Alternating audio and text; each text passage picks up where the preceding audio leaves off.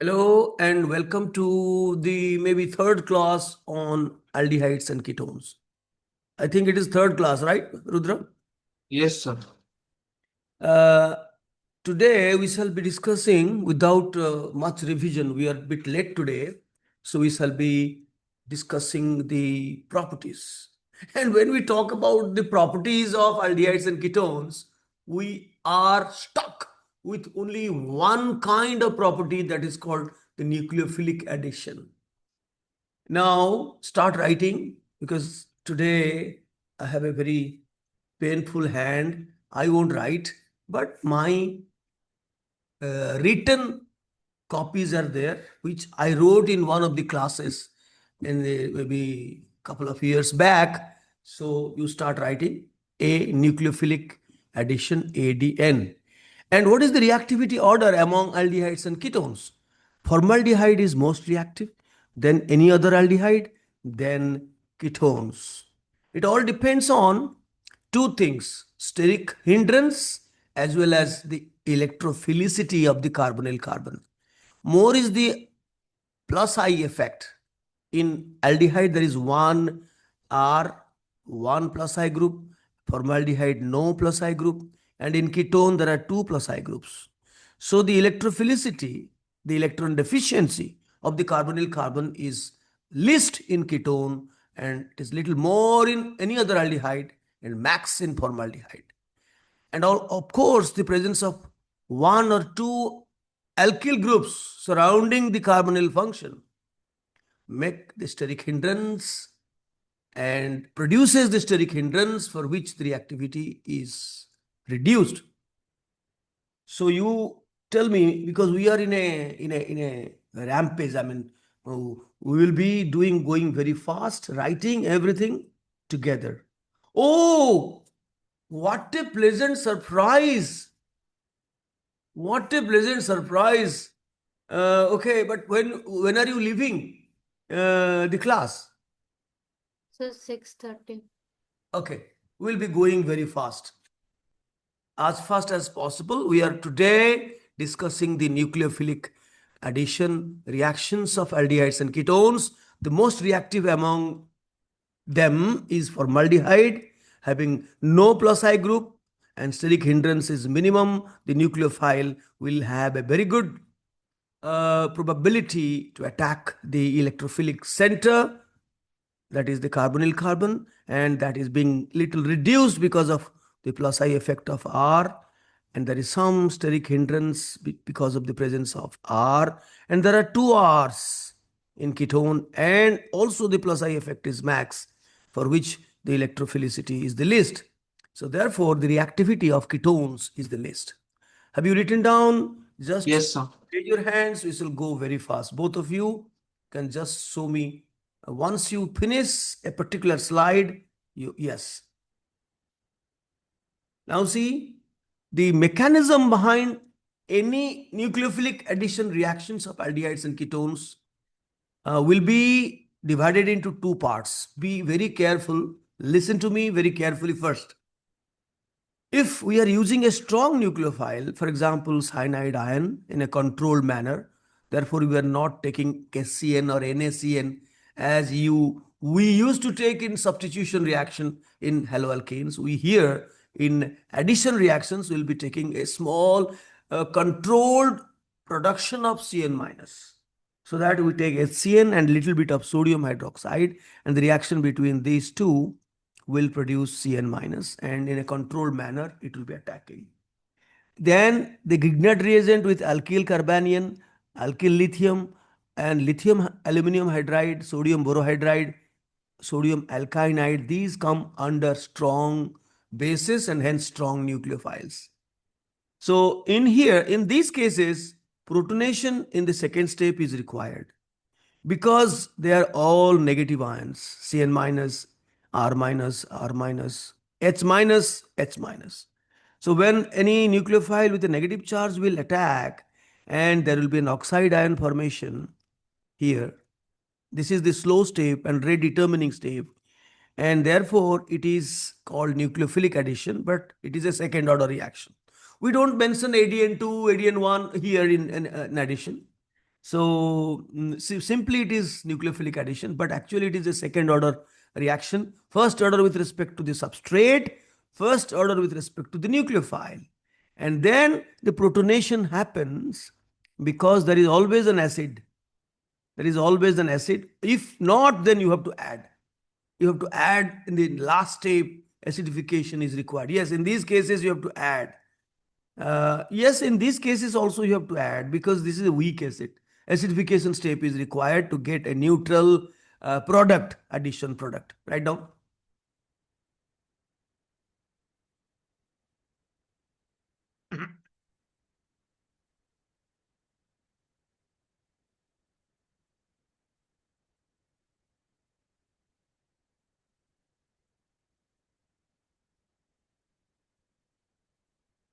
Because in a bit later we will find this kind of addition is called 1,2 addition. 1,2. There is only a carbonyl group, carbon supposing 1, oxygen is 2, so 1,2 addition. But you will find a conjugate addition where a double bond is in conjugation with the carbonyl function, which is away from each other by one single bond. In that case, conjugate addition will happen, 1,4 addition. The nucleophile will not attack to the carbonyl carbon. Instead, the remote carbon, the alkene carbon at the end will have more electrophilicity because of resonance. The nucleophile will go there, not attack the carbonyl function. But in this case, you will see there will be 1,2 addition despite the presence of a conjugated double bond. I'll tell you just after a bit. Over. I am not seeing your yellow hands. Now, neutral nucleophiles, these are weak bases like water, like alcohol, all nitrogen nucleophiles like ammonia, like amines and all that. Protonation is required in the first step to enhance electrophilicity. Since in those cases they were negative ions, they're strong bases, strong nucleophiles, there no protonation is required in the first step. Protonation is required in the second step. But here protonation is first required so that it becomes a protonated aldehyde or a ketone, improving its electrophilicity.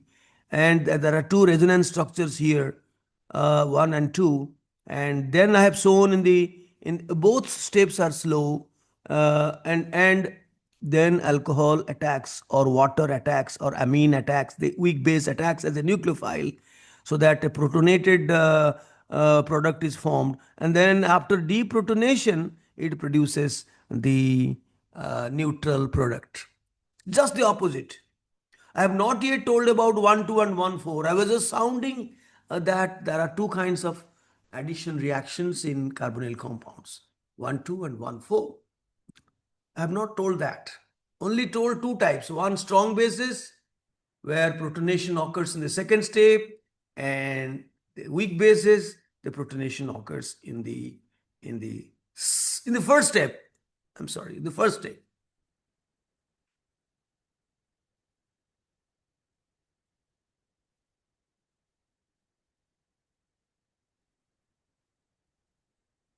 So this is a complicated rate equation where both the steps are slow, and we are not giving you the rate equation as we found in case of strong nucleophiles.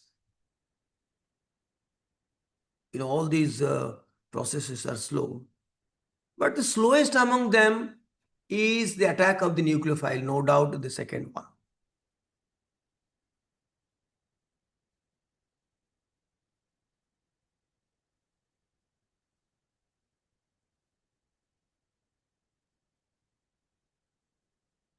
Therefore, it is called nucleophilic addition because the slowest among them is, they are reversible processes. Oh, I'm so sorry. Yes, the slowest step is this one. And this is again a second order reaction. Yeah, I'm so sorry. But these are reversible, even fast steps can be reversible. I was just making a mistake. First steps can be reversible. Slow step can be irreversible, can be reversible. So all these steps are reversible, but the slow step. We draw what I told earlier, that all the steps are slow. No, this step is slow and rate determining, and hence, as the case of the previous type, this is also a second order process, first order with respect to the protonated substrate, that means substrate, and first order with respect to the nucleophile. Over.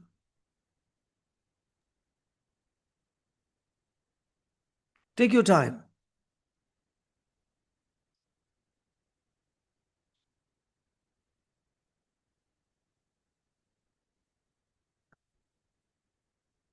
Okay. Now, the third one, here I have mentioned nitrogen nucleophiles. But here I have made another category, nitrogen nucleophiles.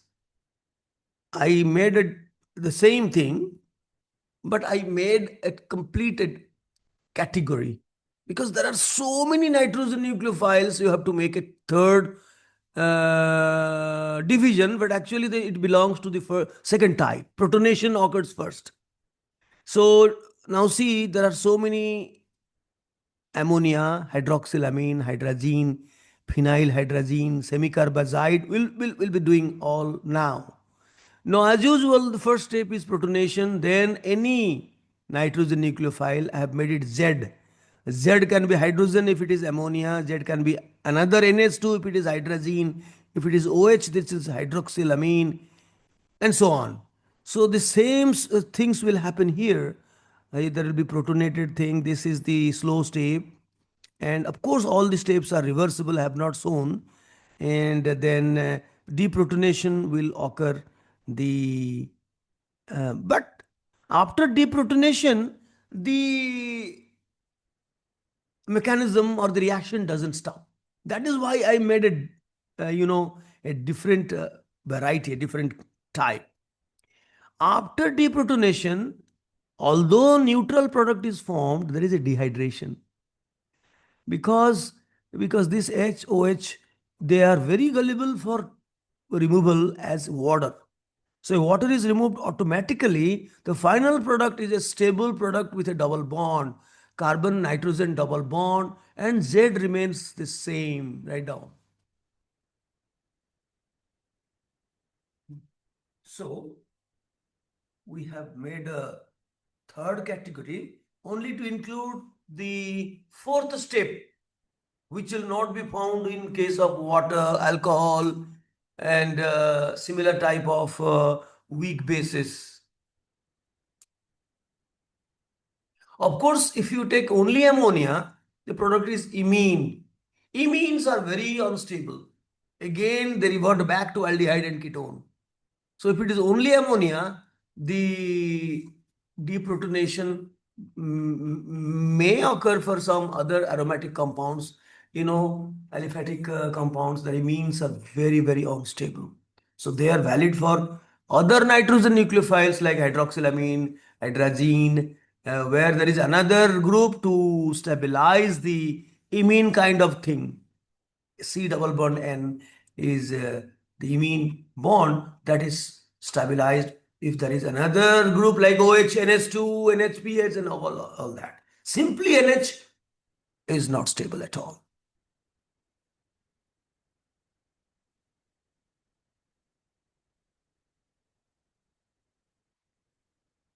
Uh, Boys and girls, and those who are watching in the YouTube video, these aldehydes and ketones is the most important chapter in the entire spectrum of organic chemistry for 11 and 12 classes. May it be the basics, may it be stereochemistry, stereoisomerism, may it be whatever. All are applicable here, and this is the vast chapter. And after that, carboxylic acid and their derivatives is not much big. Their style is different. Carboxylic acid and derivatives, they have another, electron donor group like OH, NH2, Cl. They are all that is attached to carbonyl function. So they are not called carbonyl compounds. They are called carboxyl compounds. Sometimes we say carbonyl group.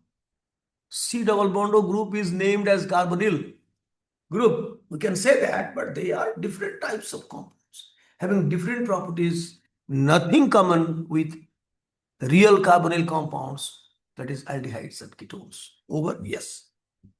Now see, reversible and irreversible nucleophilic addition. Now, when you hydrate it or add a nucleophile, the this if this is hydrogen or the nucleophile is hydride, or this is R dash, the nucleophile is R dash minus a carbanion from a Grignard reagent or alkyl lithium or aryl lithium or aryl magnesium halide, the product is stable and reaction is irreversible. And the product is stable, the reaction is irreversible. Now, but if the nucleophile is OH by the addition of a weak base like water or OR dash, which is called hemiacetal, we'll be knowing that, or it is simply a primary amine is NHR dash, Cl, Bri, addition of supposing HX will happen. You will say, why not HCl? Cl minus will join. And so there will be Cl hanging or Br hanging, then OH. So HCN, the product is unstable and reaction is reversible. So such products are, not stable unless you are taking a strong base and strong nucleophile like hydride ion, alkyl carbanion, aryl carbanion. This, unless you do that, you add water, add alcohol to produce hemiacetal or add cyanohydrine. As we see, these products are very unstable. Out of them, the relatively more stable is addition with HCN.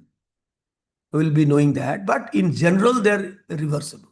You can distill it out, and therefore these reactions, particularly the formation of I have not shown the bicarbonate ion HCO3 minus. I have not shown.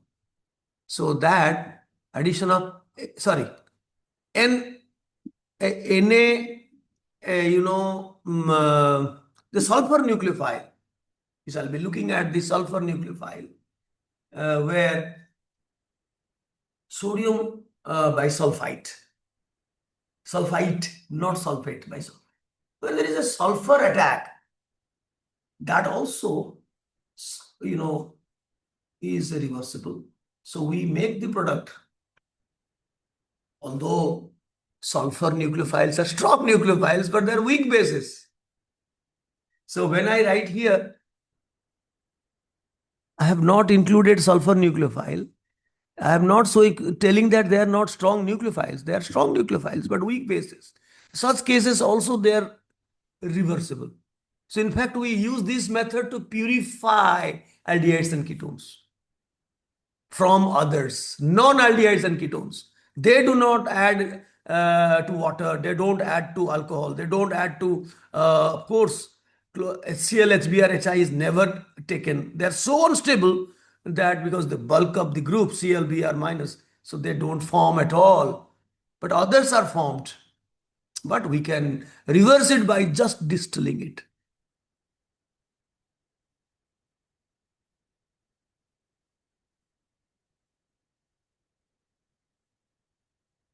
Once you understand the basic concepts behind this nucleophilic addition, then you will take 15, maybe 10 or 15 nucleophiles to see how and what products are formed. Now, going to the next slide. Number one, we are now starting number one with HCN, a small amount of NaOH so that a controlled Cn minus will be formed. Here excess HCN protonates the second step. Even if it is a weak acid, if you take excess HCN, there is second step, there is again protonation in the second step. This O minus, well, we need excess HCN. I'm so sorry. We need excess HCN because we don't add any other dilute sulfuric acid. So we take the help of same HCN to protonate. Therefore, we need small amount of NOH. The excess HCN is responsible to protonate. Here, I will not write the detailed steps, only the product. In one step, I have shown cyanide is attacking O minus, then H plus is coming. I am not showing the two-step mechanism or three-step mechanism. Just showing the product. What will happen? This is called cyanohydrine. In a very trivial language, we say the mother aldehyde and ketone, whatever the name, followed by the term cyanohydrine. Aldehyde and methyl ketones give this reaction, while uh, other bulky alkyl group ketones, they won't. That must be Ame at least, so that the reaction is possible. The hindrance, steric hindrance is less. Mild reversible. Alternative reagent, you can take NaCN or KCN with small amount of sulfuric acid, so that the reaction between these two to produce HCN. Sulfuric acid is there to protonate in the second step, and NaCN will be there. So the formation of HCN will not produce a lot of HCN minus.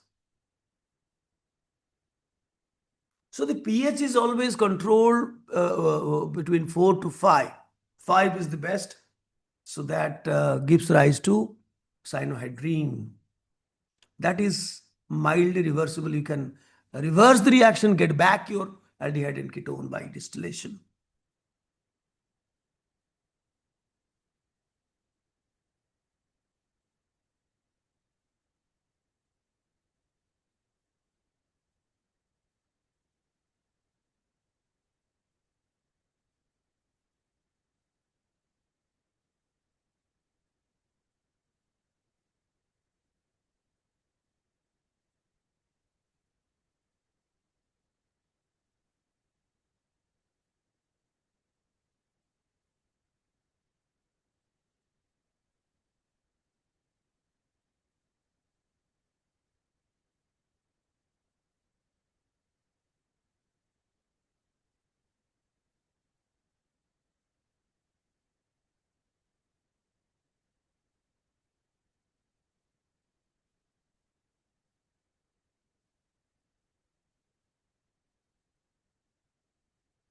Because carefully, if you can remove this product very carefully with reduced pressure and all that, if you can remove the pressure, this product, uh, then you can convert the cyanide group to anything like carboxylic acid, like amine, like we already learned before, Samidha, that cyanide can be converted to aldehyde. By Stephen's reduction method, you can find out the convert to aldehyde. You can also you reduce by dibyl hydride followed by hydrolysis to aldehyde. So cyanide can be converted to many other things like aldehyde. Like if you take lithium aluminum hydride, you will get primary amine CH2NH2. If you take only the mild dilute sulfuric acid and heat, then it will be carboxylic acid. If you take sodium hydroxide, also carboxylate, you get a salt, and then again you have to acidify to get the neutral carboxylic acid. So this reaction is mildly reversible. You have to be very cautious to check the reversibility. Then the sulfur nucleophile, which I didn't include, sodium bisulfite, NaHCO3, where it is not the oxygen which attacks, it is the sulfur which attacks. I have shown you the bisulfite, sodium bisulfite structure, where sulfur, being a better nucleophile, being a soft base, will attack. And I have not shown you the steps, but here since it is strong nucleophile, negative ion, so protonation is not required because it is a strong nucleophile, although weak base. And this is the bisulfide product. It's very, very reversible reaction. Protonation takes place internally. This protonation, I have shown you that the bisulfite ion has got H plus. That happens in the last step. So we don't have to add any outside acid to protonate it. So this H plus goes here to make it OH. And this, the reaction is reversible, used to purify aldehyde and ketone, not used for hindered ketones. Only methyl ketones you can go. One side at least there will be ACS3. But if both the sides are ethyl, like pentanthreone, doesn't give. The reaction is so slow, we can dare write doesn't react. So aldehydes and only methyl ketones can react. Of course, slower than aldehydes and any other, formaldehyde, then any other aldehyde. And if it is ketones, then only methyl ketones. Some books will tell you that ketones, they don't react, but methyl ketones react slowly, the slowest. Other ketones do not.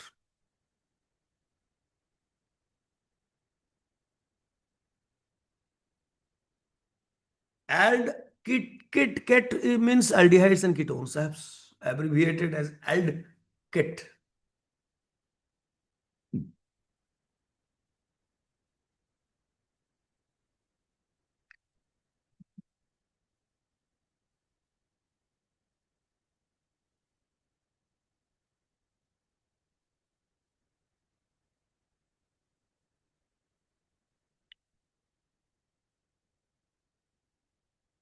So remember, I remember maybe 10 years before, or maybe 7, 8 years before, maybe 10 years before, in the NCERT book, there was a huge mistake. They had connected, in the book itself, they have connected oxygen to carbon, OSO3H. Then there was a huge hue and cry throughout India that how this mistake can be there in the NCERT book. Immediately in the next edition, they changed it to sulfur. Now you don't find oxygen attached to carbon, sulfur attached to carbon. Over. Okay. Then we go to nitrogen nucleophiles one by one. We'll not write any steps. We have already written the steps. First nitrogen lone pair will attack. This will be O minus. Then there will be internal proton transfer. It will become OH. And this becomes NH. Then dehydration. The fourth step is dehydration to produce the final stable compound for all nitrogen nucleophiles, which has a oxygen donor, an electron donor group attached to nitrogen, like hydroxylamine, hydrazine, or phenylhydrazine, NH2NH, a benzene ring, phenyl group, and semicarbazide. So then with hydrazine, same thing. I have just shown the elimination box because I am not interested to show you the mechanism. This will give you oxime. The product is called oxime. Oxime has a geometrical isomerism, syn and anti. E and Z, actually it will be E and Z. There is OH, that is the only group available. The other one is the lone pair. And out of these two, alkyl or H. One is alkyl, the other one is H, or both are H. If both are H, there is no isomerism. If is one R, then H, R is senior group. OH is the only group. They are on the same side. It is Z, opposite side. This is E. But earlier syn and anti were used when H and OH on the same side, it is syn. H and OH on the opposite side, it was anti. So this syn and anti nomenclature have been obsolete because this H is not the senior group. If you take a ketone, R dash, then how to say syn and anti? Okay, it is aldehyde. Okay, you talk in terms of H and OH.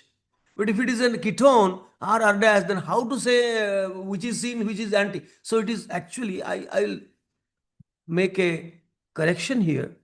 In the latest method, we don't use the term syn and anti. Instead, we use Z and E for everything. May it be, may it be alkenes, may it be oximes, may it be any, mm, N double bond N, diazo compounds, and all that, Z and E. And similarly, the hydrazine will give you the corresponding hydrazone. Phenylhydrazine will give you corresponding phenylhydrazone. First, the name of the parent aldehyde, then phenylhydrazone. This is only hydrazone, then this is oxime. Aldehyde and ketone, the parent name, oxime. This is hydrazone, this is phenylhydrazone. Phenyl, the phenyl hydrogens are yellow. Mostly they are yellow colored, insoluble, I mean sparingly soluble compounds. So they are best used for detecting both aldehydes and ketones. It's a common property. We have not yet studied the exclusive property or the unique properties of aldehydes alone, which are not shown by ketones.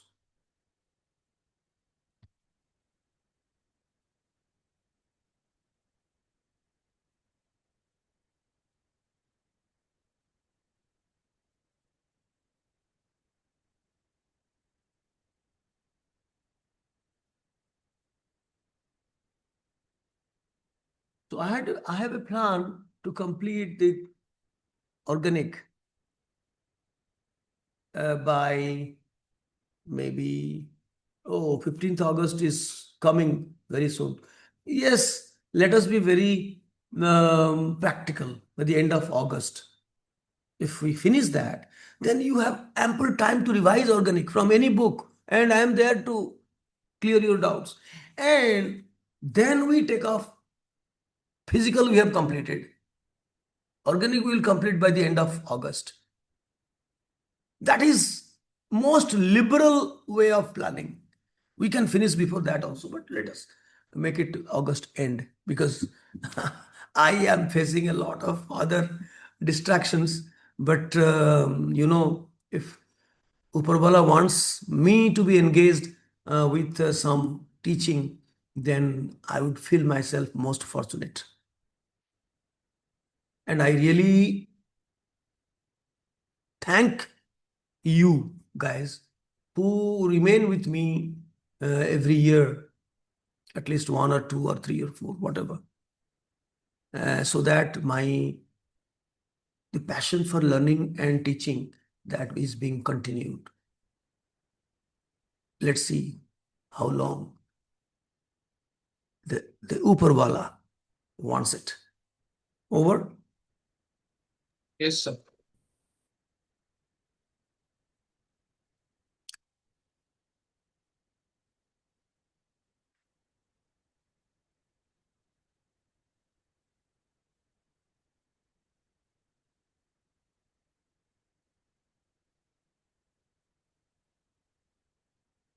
I'm waiting for Samidha. Don't worry. Yes, sir, completed. So you've not shown your yellow hand, that's why I'm waiting. Okay. Oh, very good. Then with the sixth nitrogen nucleophile. We're just talking about nitrogen nucleophiles here. No. Together.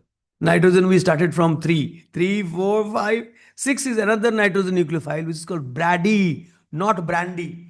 Brady's reagent, which is 2,4 dinitrophenylhydrazine. This is a better reagent in the laboratory compared to only phenylhydrazine. This pH has two nitro groups here, 2,4 dinitrophenylhydrazine. It's mixed with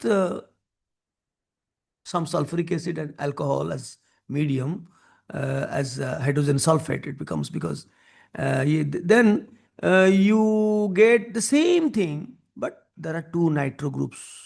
These are sometimes yellow, sometimes orange. These are mostly yellow if there is no nitro. Once there is nitro, sometimes you get orange to yellow precipitate. And if it is aromatic, this R is benzene, ring, phenyl group, then it is red precipitate. If it is aldehydes and ketones are aliphatic, then of course this is aromatic, but both are aromatic, that will give you red. This is the simplest test for aldehydes and ketones. Of course, if this is not available, Brady's reagent is not available, the next best is the phenyl hydrazine, will give you yellow precipitate. Add some phenyl hydrazine reagent in suspected aldehyde and ketone, put it in the water bath, water heater. I mean, not water heater, it's called boiling water bath. You have to use a boiling water bath and put the test tube, put it for some time, maybe 2 minutes, you will get a yellow precipitate. Reactions are not very fast, so you have to use a little higher temperature. Boiling means 100 degrees Celsius will be required for 2 to 3 minutes. I have not used the term heat. Heating is required, no doubt. But less time will be required to get precipitate with Brady's reagent.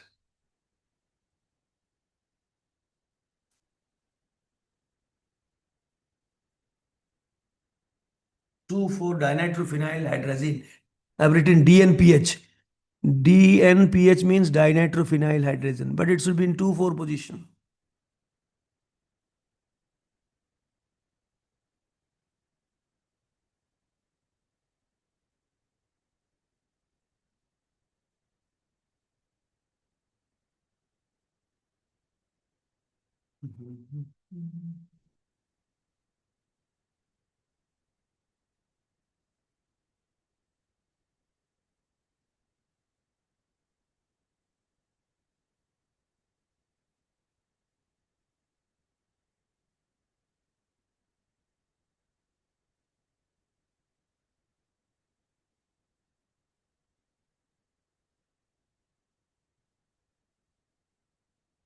Now, the reason behind the more effectiveness of this reagent is due to the presence of NO2 groups in the orthopara positions.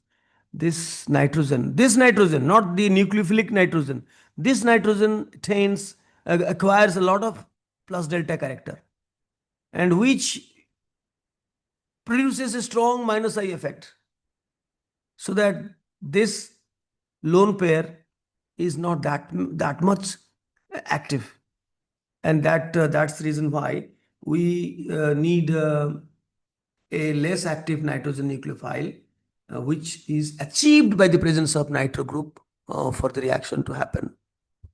We'll talk about this little more in more details later, but we are in a rampage to complete this all the nucleophiles. The seventh one is have you completed, Samita? Yes. Yes, sir. Now, semicarbazide is another one which has got two NH2. One NH2 is conjugating with carbonyl group. It's actually urea derivative. If simply NH2CO NH2, it is urea. But there is another NH2. This becomes semicarbazide. But these two nitrogen atoms are always conjugated with carbonyl. So their lone pairs are not available, almost not available. But this NH2 is not conjugated. So that lone pair is available for attack. Therefore, students sometimes make a mistake by just changing the position, and they make this two hydrogens vanish, and the double bond is connected to this N, then C double bond O NH2, NH2. No, it will be connected to the free NH2 group, which acts as a nucleophile. The farther NH2 from C double bond O, not the nearer NH or NH2. This is called semicarbazone. Semicarbazide is the addendum, and the semicarbazone is the product. Of course, preceded by the name of the mother aldehyde and ketone.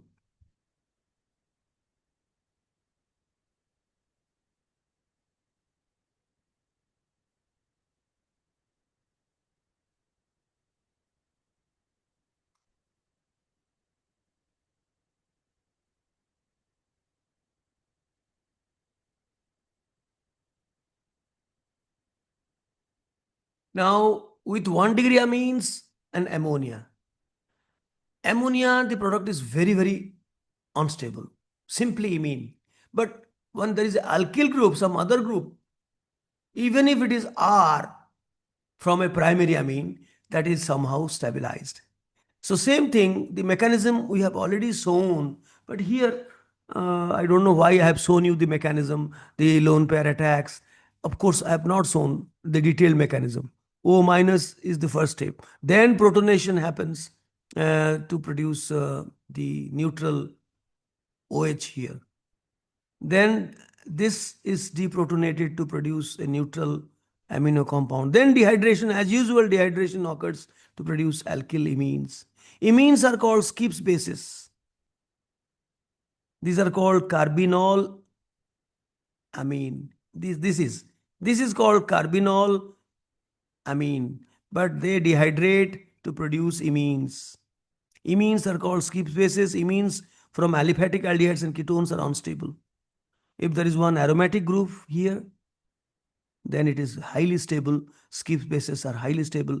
But if it is aliphatic R dash, then it is not very stable. They are unstable. But if it is only an H, is absolutely unstable. You can't isolate it. You can't isolate it.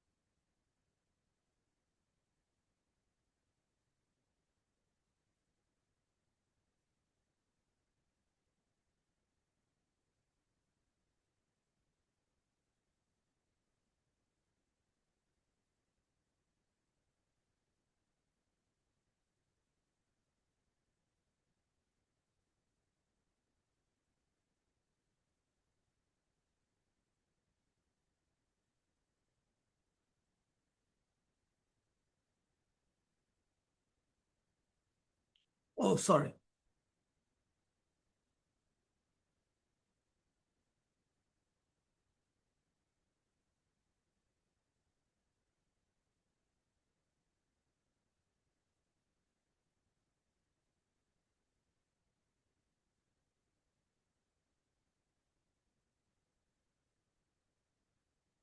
Okay.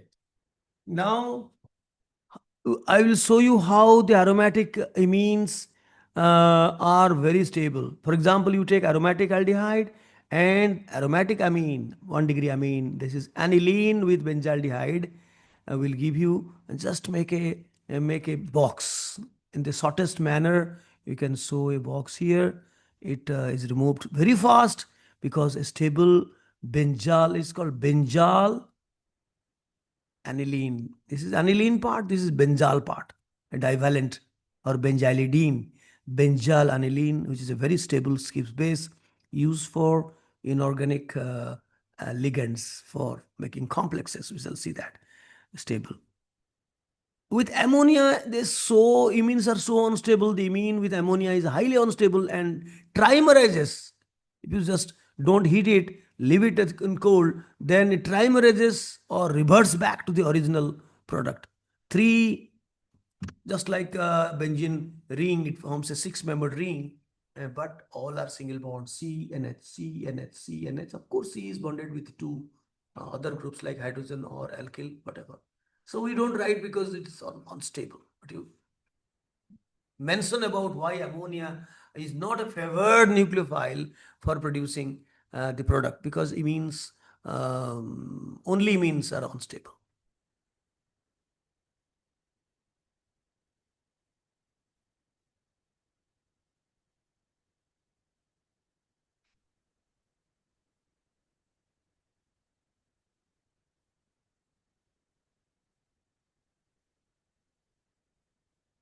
Now, Samita, you can see the bar that is following. Have you are you marking this? Yes, sir. It is here. Now it has to come down. So we have today. I think 30% will be over because I have included many name reactions. If you watch the last but one TV, sorry, video, Miss Tripathi, you will find a very important name reaction called Pinacol rearrangement. Have you watched that? I don't think No, sir. you will watch. You will find in diols, vicinal diols, in chemistry of alcohols, phenols, and ethers.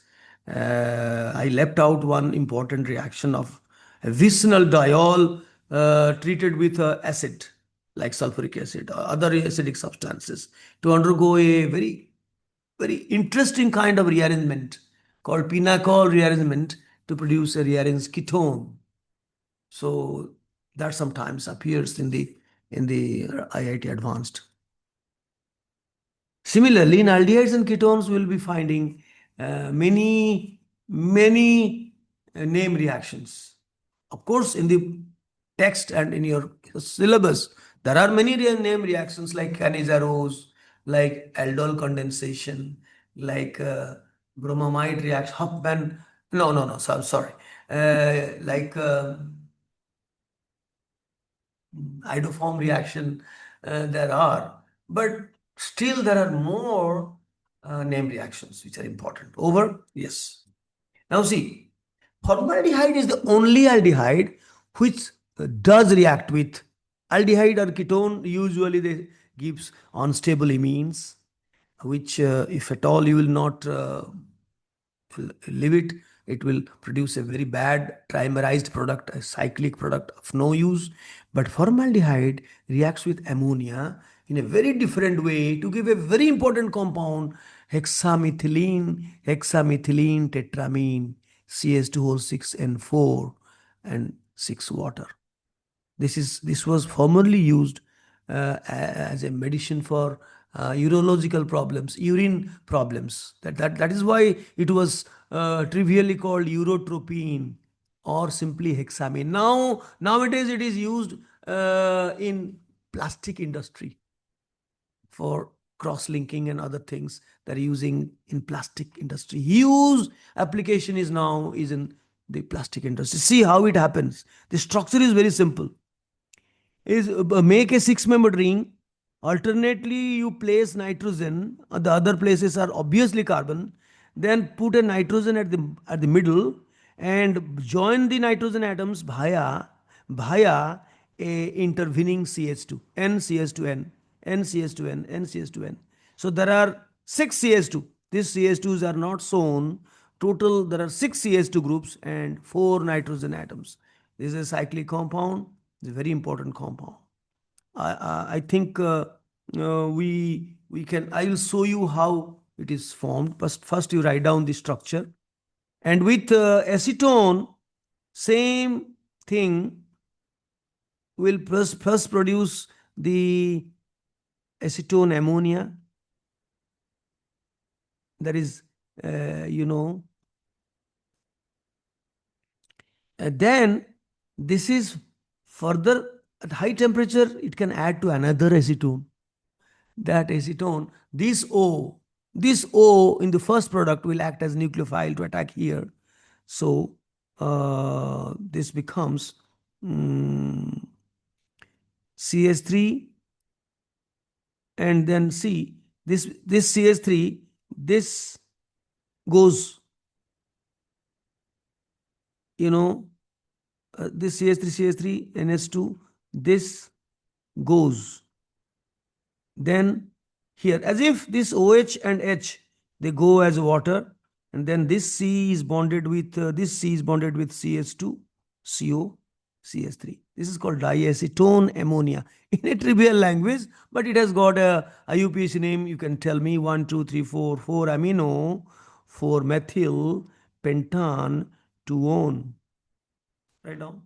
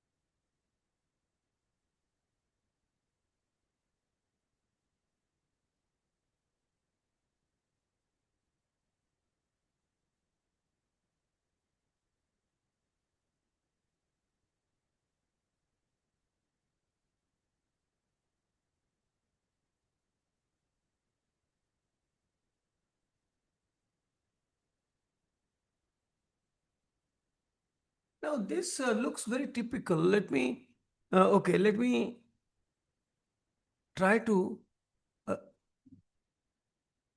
show you the supposing acetone. I'm showing you the steps.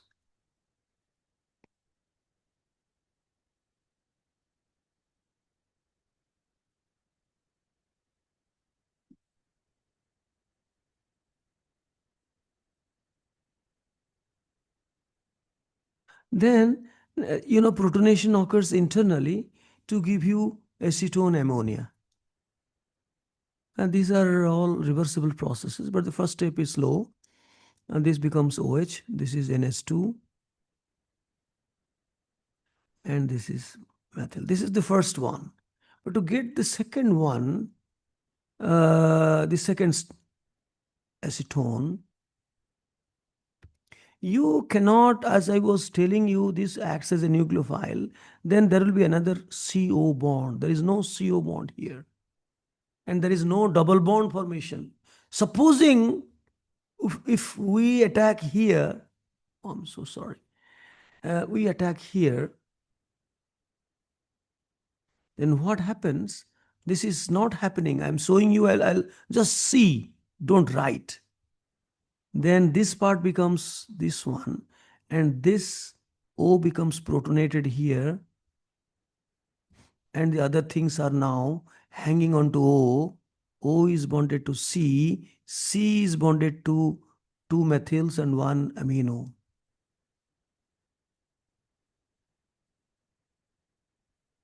Once O is this, you can take this this one and make it OH, no problem. But the moment you do that, there will be O. O will be definitely there. Then this is not the real product that is happening. You know, what is happening is the CS2 part, this acetone का जो CS2 part है, it is being directly attached to this carbon and then this CS2 is attacking here. This OH minus ion is going away. So this is not the mechanism that is happening. So I withdraw. I think I slip up my tongue was the attack of the OH as a nucleophile. It's not happens. So what happens really is this is the product.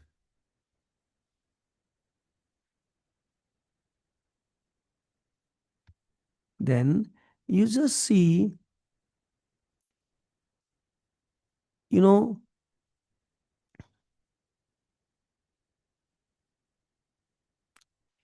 it attacks through the enol form because enol may be very few percentage, 0.002%, but that is the real game changer here.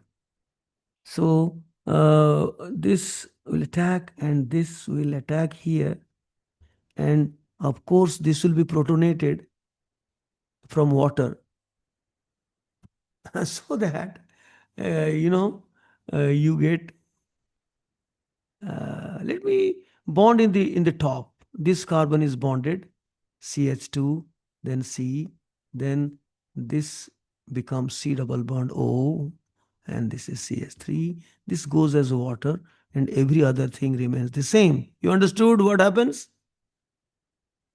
Yes, sir. So here, the enol form is the game changer that attacks as the nucleophile. Uh, although there is no added acid, if you have an added acid or alkali, then the enol form, it will be, if it is alkali, the enolate. If it is acid, it is in the enol form.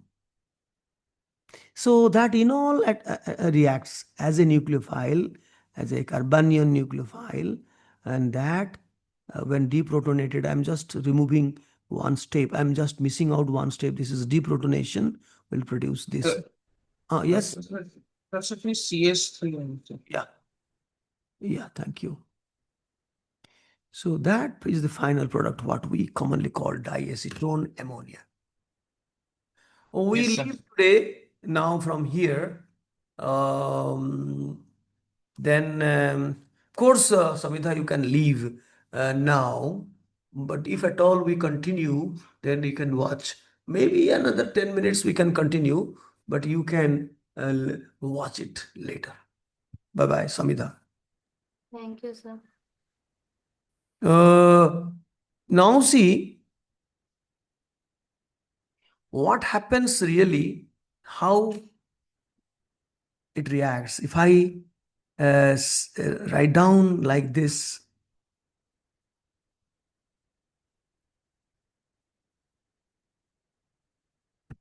see how I'm writing.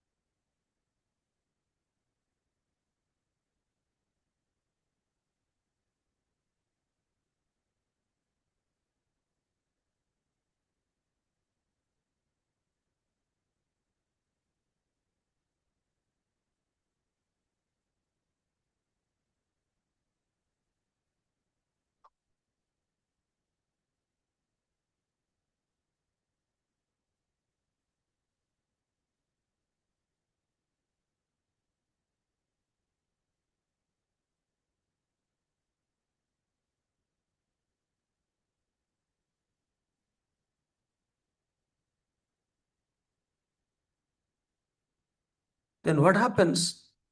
I have taken 6 formaldehyde, 3 here and 3 here to connect between nitrogen. So see, this will make a nitrogen flanked between, flanked by CS2. So this, and so also this one of the hydrogen. Let me put it in a different way to look it better.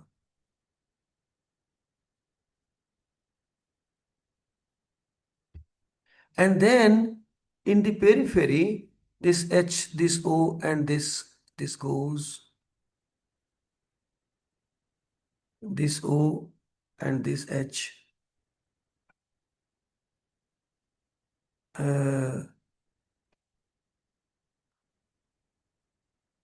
There is another, yes.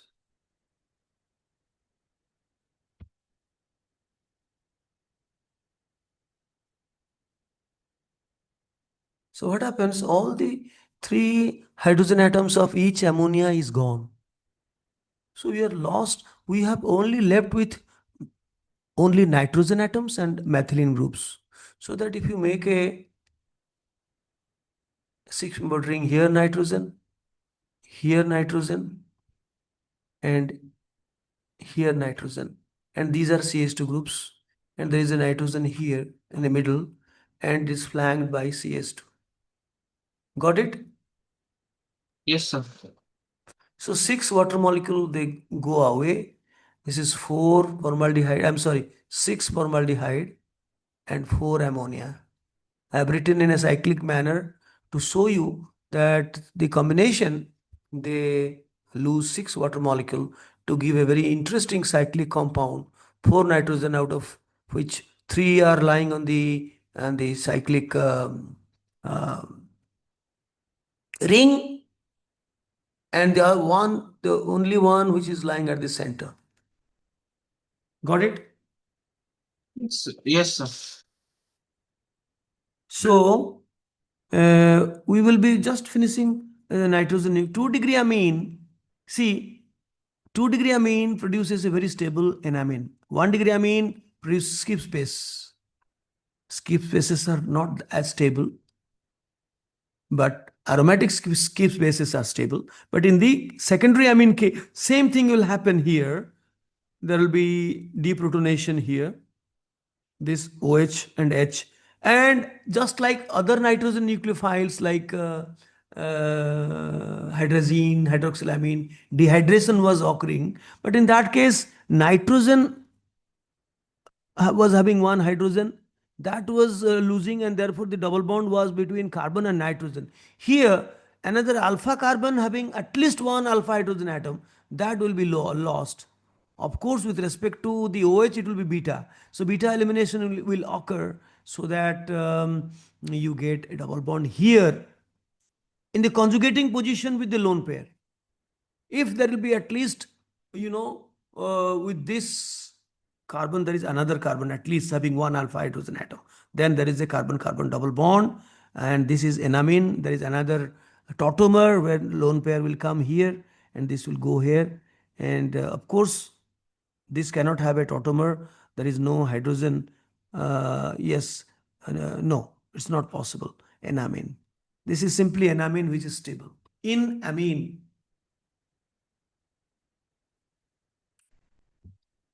had there been one NH, then the H would have been come here, double bond would have been come here. So imine and enamine, tautomerism we found in the triad system. But here it is a 2-degree amine where there is no hydrogen left. It is already gone with a deprotonation.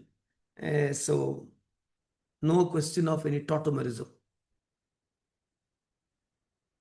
So this is a stable enamine. Okay. Now see, I have given you an example. Aldehyde with diethylamine followed by the hydrolysis, acidification step, where you get, how you write in one step, you just, this H goes and this diethyl amino group is connected to the aldehyde carbon. So this O goes, so this connection between ET2N with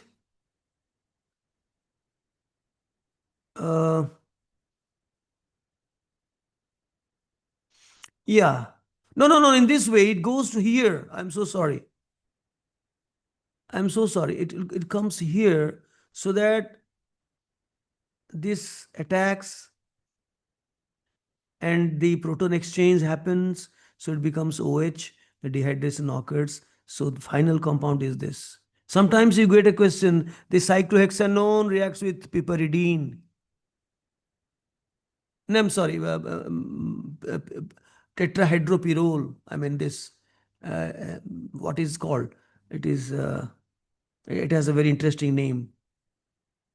Its aromatic counterpart is pyrrole, and this is tetrahydropyrrole, has a very interesting name. I'm missing out. Anyway, forget about it. So this, this is a secondary amine. This dash means secondary amine, and you are treating with a ketonaldehyde compound. So what will happen? So this N and this carbon will join, no doubt. So ultimately, this OH will go, and there will be a double bond here. With respect to nitrogen, this is alpha beta position. There will be a double bond. So ultimate stable compound will be this. The secondary amine reacting with a carbonyl compound. The dehydration is a must. And finally, you get a N-amine, conjugated in amine. You got it? Yes, sir. We close today's session. Then next time we have another. I'm showing you how many nucleophiles. Hydration, then base catalyzed hydration, acid alcohol with hemiacetal and acetal formation, and protection of the carbonyl function, acetal formation, then strong nucleophiles, strong bases like Grignard reagent. So we'll be having, and sodium borohydride, lithium aluminum hydride, all this, so many details will come up. Then comes alpha halogenation. This is B. A is over, nucleophilic addition is over. B is nucleophilic nature of aldehydes and ketones. The alpha hydrogen we shall see is nucleophilic, because by loss of a alpha proton with respect to carbonyl group will produce a carbanion, which is basic, which is a nucleophile itself. it produces enolate ion. So all these things we'll be doing next time. Bye-bye.